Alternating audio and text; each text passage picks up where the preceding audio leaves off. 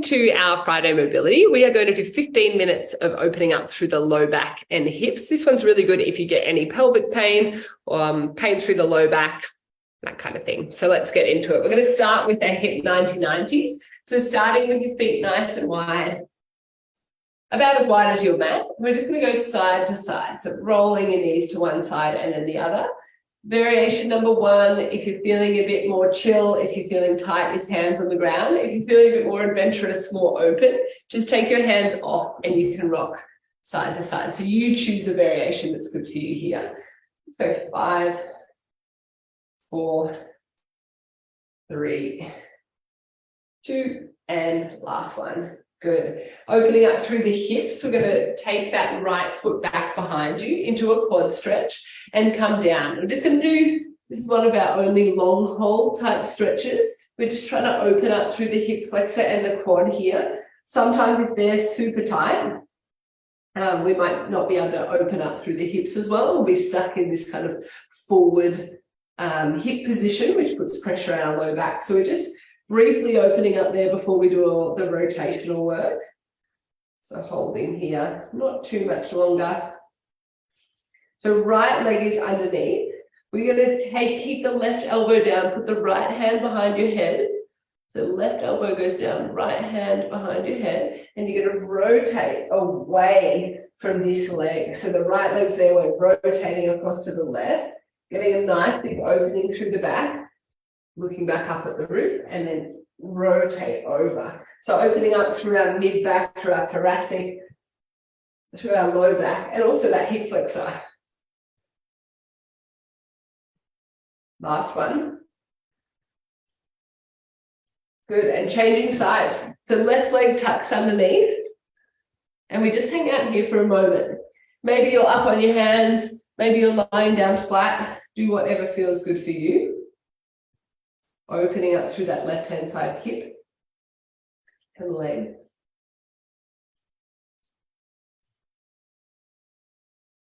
Hand on the back of the head, and we're rotating towards the right-hand side. Nice big opening. Make sure that's okay on your knee, and then take your time with the rotation.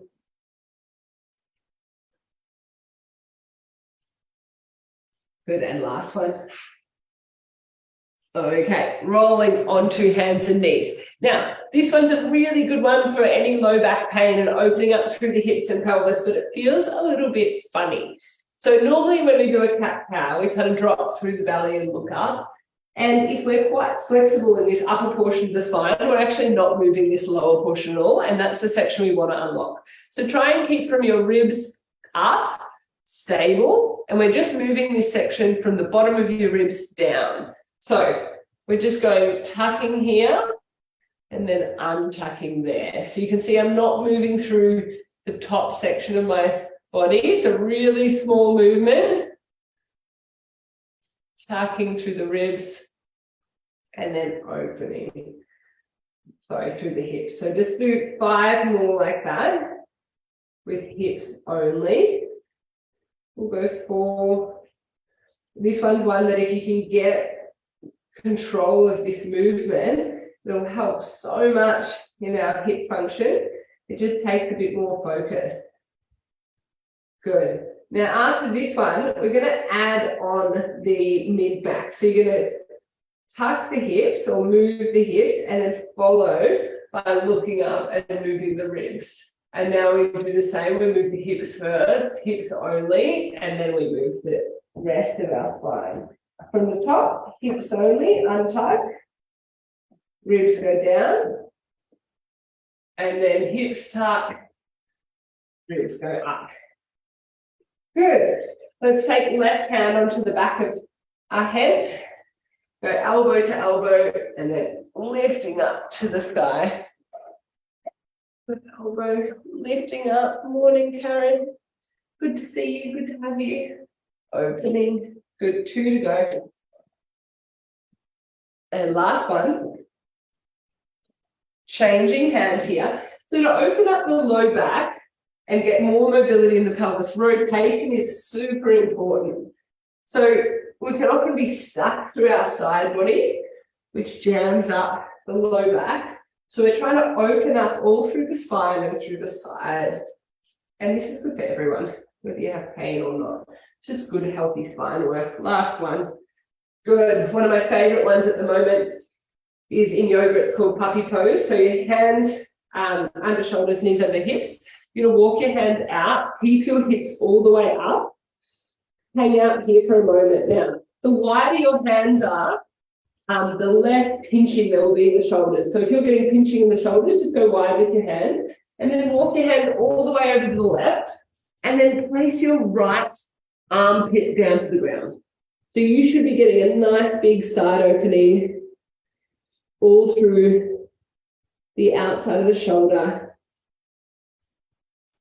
the underside of the ribs, just hanging out here. And you change it. Maybe if you pull your left shoulder down, that'll be more intense for you. But I find for most people, right shoulder down to the ground, keep your hips up nice and high. I'm going to hang out here for another 30 seconds. So you're trying to increase the space between the bottom rib and the hip. And just noticing where you feel tight here, because it might be underneath the shoulder. For me, it's definitely down in the obliques, so it's like the part just above my hips. And everyone's going to be different. Just rotate slightly your hips off to the left so you get an increased stretch, kind of just twisting a little bit through the hips. Pull that right hip away from the bottom of the right rib cage. Last big breath in. Coming up back to center. Whew. Take a moment there. Good. Walking back out. And we're going to over to the right hand side. Your left rib comes down. Breathing.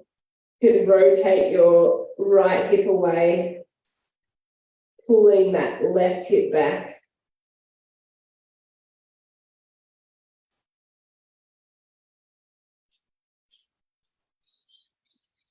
Big breaths in. Taking note where it feels tighter on this side.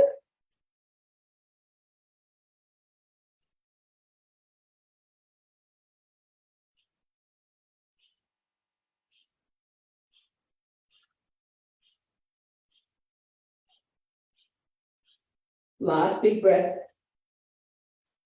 And coming back to center. Okay, now one of my favorite at the moment is this really interesting side sphinx. It's kind of like a seal pose, but on a single arm. So try and get onto your right hip with your right hand down. If this is too much, this is your variation, but we're going to lift up and have that hand underneath. So you just choose whatever feels right for you. You're trying to stack your legs and then hold up on one side. This hand can go in front to balance if you like, but this hand should be almost underneath the shoulder, and you're getting this really big side stretch. So try to rock your hips forward will make a big difference. So that's where this hand can play a part. So if you rock your hips forward, you'll feel this stretch that should run somewhere from this hip all the way up underneath this side. Roll your hips forward. Maybe you bend the top leg. It doesn't really matter as long as the bottom leg is the one we're stretching. This looks like a really funny kind of nothing pose, but I find it's such a good opener. Jenny, just bring this hand underneath you more. So the hand that's on the ground, your right hand a little bit closer to you. This hand that's underneath the shoulder. Yeah, that's the way. Good. And then just make sure you're rocking your hips forward so you're in a straight line. A funny one there. Okay, coming onto your front nice and slowly, just lie there for a second, let everything settle, and then pushing up back onto your other side. So we'll go left hand down now. Get into that same position. Maybe this side's a little different for you. Maybe you want to have the top leg bent, but try and get this left hand underneath shoulder. It can go up near your ear, that's totally fine. We're just worried about this stretch between the left hip and the top of the left shoulder. So use this right arm to balance and then rocking the hips forward. Breathing. That's it. Trying to sink down through this section of the body. So we're trying to think of this rib cage and the side obliques just sinking down towards the ground, opening up. A couple more deep breaths there. It's very cute, Karen. The puppy all over you. You're doing well to hold on to that pose. Good. From here, coming on down to your side. Now, I'd say this is the most important one for all of us for good spinal function, to be getting more and more open at. I know we've been doing it a lot recently, but we're going to do open books. So lying down on your side, knees in line with your hips, feet in line with your knees. So you've got this kind of box 90-degree angle at the hips. You're going to lift up this side. So there's a bit of a gap here. We're not kind of sinking down. And then that top hand's behind the head. From here, we go elbow to elbow and then open up to the roof, keeping this top knee in front. So what you want to do, your body probably wants to let this knee go. We want to keep that knee on top. We're going to do 4 more like that, opening and coming back forward. Some days you might do this, it might feel quite open. Other days might feel really stuck, like you don't have much rotation. Just 2 to go there. Just working with wherever you're at today. Last one. Open up, and then your arm reaches out behind you. Holding there, finding a position for this right arm that feels like a nice chest stretch and making sure looking down that those knees are in line. We're going to sink down here, opening up through the chest and shoulders, also opening through the hips. Almost there.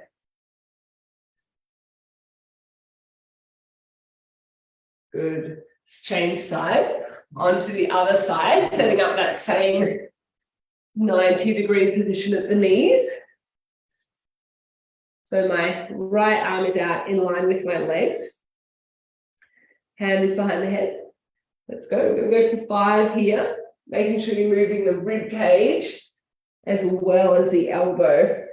So this whole section here is shifting back. After you've done 5, you're going to open that arm up and spend some time in that nice opening. We open that arm up behind us, hanging out here for a couple of breaths. This is such a good one to start any day with, especially because there's a whole heap of sitting in most people's days. Low backs are an important one to keep healthy, and all of this twisting, side body stretching, all of that is really helpful for healthy hips, healthy spine. 2 more breaths.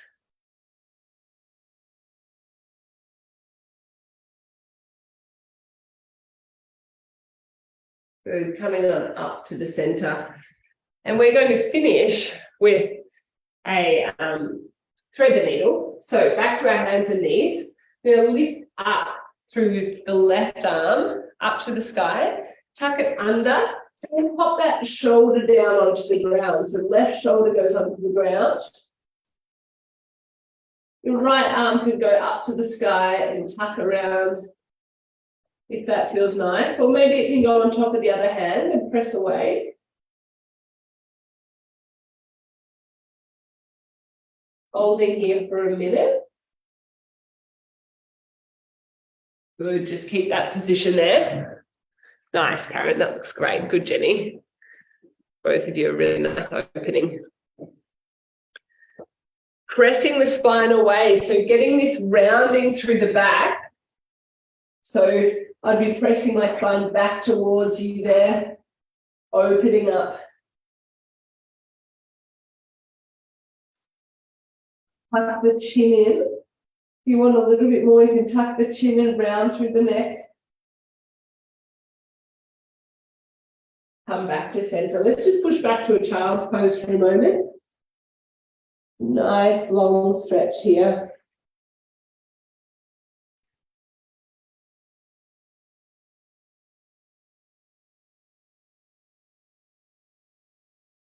Move back to center.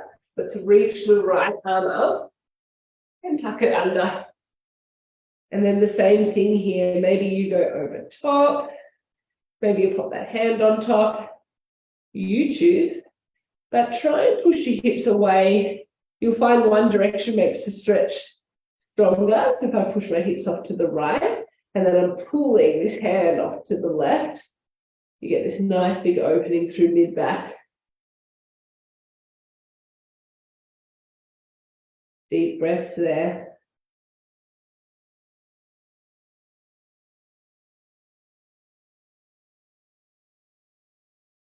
Good, we'll just hang out for another 30 seconds. Remember, you can tuck that chin and open up through the back of the neck if that feels good for you. Good addition.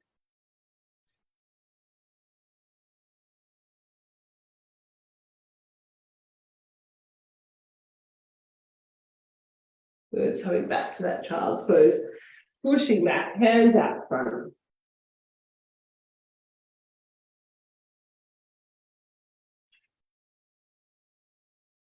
And then coming onto your back, just finishing with a bit of a rock and roll through the spine. So knees are in, and you're just going to rock side to side. You could grab your knees and lift your head up if you like. I just like moving a bit through the hips so I can feel my low back settle with that extra space.